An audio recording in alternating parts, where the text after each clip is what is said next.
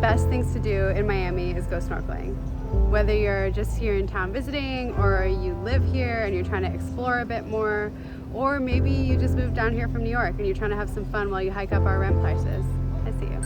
I'm gonna give you some great tips on where to snorkel in Miami. There's South Point on South Beach, which I've covered in another video. But today we're gonna go somewhere a little bit lesser known, a little secret. Not a lot of people know about it. It's the Jose Cuervo Tiki Bar.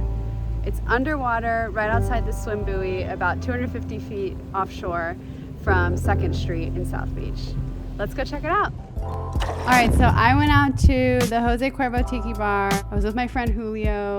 On the swim out, it looked amazing and beautiful, but then once we got there, it was kind of green and murky. We stayed for a little bit and then we decided that we should probably just come back another day. The second day was gorgeous. I had a little crew with me. We brought a dive flag, we were legit. It's a good swim out, about 10 minutes.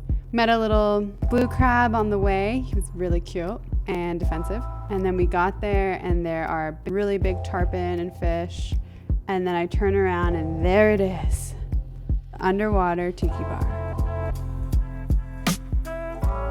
The Tiki Bar sits at about 20 feet deep underwater, and then the roof of it is at probably about 10 to 15 feet. Apparently this thing is out here because in the year 2000, Jose Cuervo wanted to celebrate Cinco de Mayo by sinking a tiki bar in the ocean off of Miami.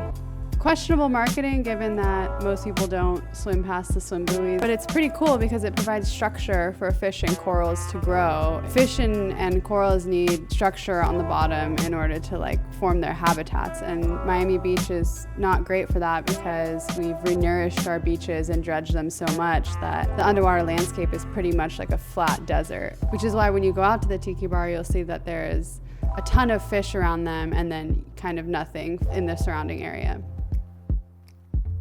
Before we go any further, this is a friendly reminder to hit that like and subscribe button. Help a girl out. Okay, moving on. There's also this structure that they put down next to the Tiki Bar that are kind of like ruins or fallen rocks, and they also provide structure for fish and other corals. So it's cool to look at if you can dive down 20 feet to look at it.